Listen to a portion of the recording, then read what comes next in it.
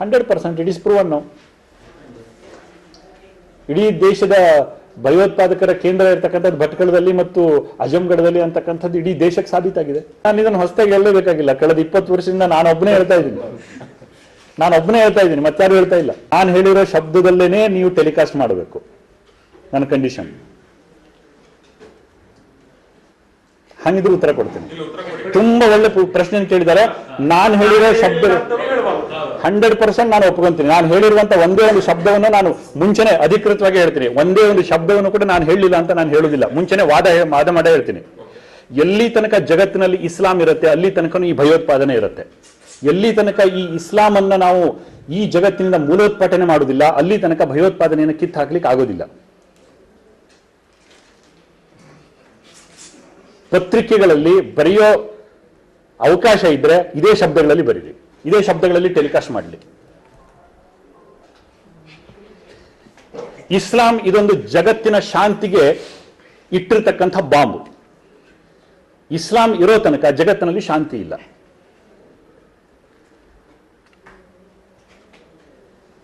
Of ಮಾಡ್ಕೊಂಡ್ರ?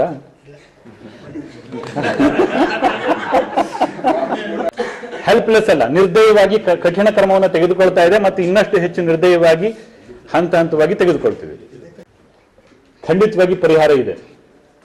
ಸರ್ಕಾರ ನಿರ್ದಾಕ್ಷಿಣ್ಯವಾಗಿ ಕ್ರಮ ತೆಗೆದುಕೊಂಡ್ರೆ ಖಂಡಿತವಾಗಿ ನಮ್ಮ ದೇಶದ ಬುದ್ಧಿಜೀವಿಗಳು ಮತ್ತು ಮಾಧ್ಯಮಗಳು ಇದನ್ನ ಎರ್ರಾಬಿರ್ರಿ ಒದರಾಡ್ಲಿಕ್ಕೆ ಶುರು ಮಾಡ್ತವೆ. ವಿಶೇಷವಾಗಿ ಎಲೆಕ್ಟ್ರಾನಿಕ್ಸ್ ಮಾಧ್ಯಮ. ಇವತ್ತು ಹೈದರಾಬಾದ್ನ ಯೂನಿವರ್ಸಿಟಿಯಲ್ಲಿ ಇಲ್ಲದೇ ಇರತಕ್ಕಂಥ ಎಲ್ಲ ವಿಷಯಗಳನ್ನು ಹೈಲೈಟ್ ಮಾಡಿದ್ಯಾರು? JNU, Jawaharlal Nehru university. ದೇಶದ್ರೋಹಿಗಳಿಗೆ ಅತ್ಯಂತ ಹೆಚ್ಚು ಪ್ರಚಾರವನ್ನು ಕೊಟ್ಟಿದ್ಯಾರು? ಇದೇ ಮಾಧ್ಯಮಗಳೇ ತಾನೆ. ದೇಶದ್ರೋಹಿಗಳನ್ನ ಕೇವಲ ಸರ್ಕಾರ ಒಂದೇ ಹತ್ತಿಕ್ಕಬೇಕು ಅಂತಲ್ಲ, ಮಾಧ್ಯಮದ್ದು ಅದು ಜವಾಬ್ದಾರಿ. ದೇಶದ್ರೋಹಿ ನಡವಳಿಕೆಗಳು, ದೇಶದ್ರೋಹಿ ಚಟುವಟಿಕೆಗಳು ಎಲ್ಲೇ ಕಂಡು ಬಂದರೂ ಕೂಡ ಅದನ್ನ ಅಲ್ಲೇ ಹೊಸಕಿ ಹಾಕಲಿಕ್ಕೆ ಸರ್ಕಾರ ಜೊತೆ ಕೈ ಜೋಡಿಸಬೇಕಾಗಿರತಕ್ಕಂಥದ್ದು ಮಾಧ್ಯಮಗಳ ಜವಾಬ್ದಾರಿ.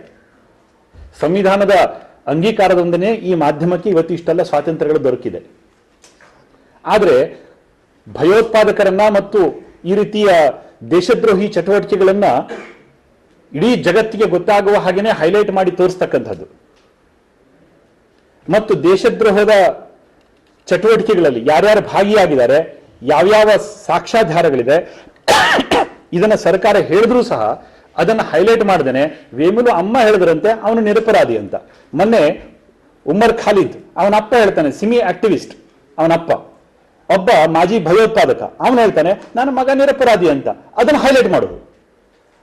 ಆದ್ರೆ ಭಯೋತ್ಪಾದನೆಗೆ ಏನು ಪೂರಕ, ಅವರು ಭಯೋತ್ಪಾದಕರು ದೇಶದ್ರೋಹಿ ಚಟುವಟಿಕೆಗಳಲ್ಲಿ ಪಾಲ್ಗೊಂಡಿದ್ದಾರೆ, ಇದ್ರ ಬಗ್ಗೆ ಎಷ್ಟು ಸಾಕ್ಷ್ಯಾಧಾರಗಳನ್ನು ಕೊಟ್ಟರು ಅದನ್ನು ಮಾಧ್ಯಮದಲ್ಲಿ ಹೇಳಲಿಕ್ಕೆ ಆಗುದಿಲ್ಲ. ಇದನ್ನ ನಾವು ಎಲ್ಲ ಮಾಧ್ಯಮಗಳಿಗೆ ನಾವು ಹೇಳ್ತಾ ಇಲ್ಲ. ಪರ್ಟಿಕ್ಯುಲರ್ಲಿ ಕೆಲವು ಮಾಧ್ಯಮಗಳು ದೇಶದ್ರೋಹಿಗಳನ್ನೇ ಸಾಕಲಿಕ್ಕೋಸ್ಕರ ಇವತ್ತು ತಮ್ಮ ವಿಚಾರಗಳನ್ನ ಬಿತ್ತರಣೆ ಮಾಡುವ ಹಾಗಿದೆ.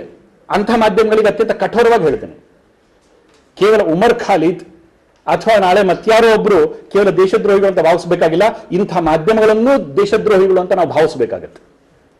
ನಾಳೆ ದೇಶದ್ರೋಹದ ಬಗ್ಗೆ ನಾವು ಕ್ರಮ ತಗೊಳ್ಬೇಕಾದ್ರೆ ಇಂಥ ಮಾಧ್ಯಮಗಳ ವಿರುದ್ಧವೂ ನಾವು ಕ್ರಮ ತಗೋಬೇಕಾಗತ್ತೆ. ಗೊತ್ತಿರಲಿ, ದೇಶದ್ರೋಹಿಗಳನ್ನ ವೈಭವೀಕರಿಸತಕ್ಕಂಥ ಏನು ದೇಶದ್ರೋಹಿ ಚಟುವಟಿಕೆಗಳನ್ನ ಈ ಮಾಧ್ಯಮದವರು ಮಾಡ್ತಾ ಇದ್ರೆ ಅಂಥವ್ರ ಮೇಲೂ ನಾವು ಕ್ರಮ ತೆಗೆದುಕೊಳ್ಬೇಕಾಗುತ್ತೆ ಅನಿವಾರ್ಯ ಸಂದರ್ಭಗಳಲ್ಲಿ. ಜಾತ್ಯತೀತತೆಯ ಹೆಸರಿನಲ್ಲಿ ಹೇಸಿಗೆಯನ್ನ ತಿಂದು ನರಸತ್ತು ಹೋಗಿರತಕ್ಕಂಥ ಈ ಒಂದು ರಾಜಕಾರಣಿಗಳ ಸಮೂಹ ಮತ್ತು ರಾಜಕೀಯ ಪಕ್ಷಗಳು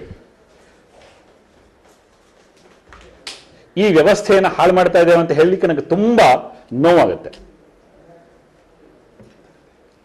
ಎಲ್ಲಿ ತನಕ ಈ ಜಾತ್ಯತೀತತೆಯ ಭ್ರಮೆಯಿಂದ ನಾವು ಹೊರಗಡೆ ಬಂದು ರಾಷ್ಟ್ರೀಯ ದೃಷ್ಟಿಕೋನವನ್ನು ಇಟ್ಟುಕೊಂಡು ಯೋಚನೆ ಮಾಡೋದಿಲ್ಲ, ಅಲ್ಲಿ ತನಕನೂ ನಮ್ಮ ದೌರ್ಭಾಗ್ಯ ಹೀಗೇನೆ.